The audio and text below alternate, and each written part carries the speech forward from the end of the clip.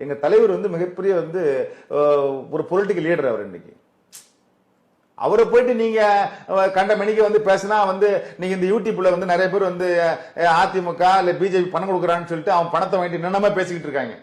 திருமாவளவன் இப்படி பேசுறாரு அப்படி பேசுறாரு. ஏய், திருமாவளவனை பத்தி பேசுறது உனக்கு எல்லாம் யோக்கியதே கிடையாது.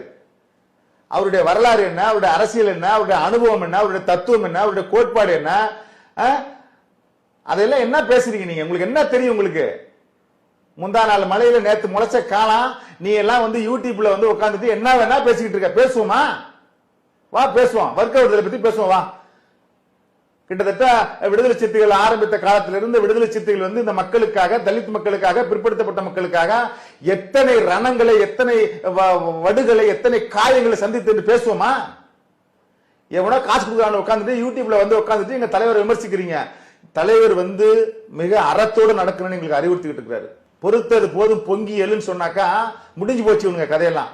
இவன் சொல்றான், ஒரு நாய் பேசுறான், திருமாவளவனுக்கு வந்து பிறந்த நாள் ஒரு கேடான்னு கேட்கறான். டேய், 5 நடுங்கிய சேரி மக்களை செஞ்சுடர் நெருப்பாக்கிய அடலேர் திருமாவளவன்.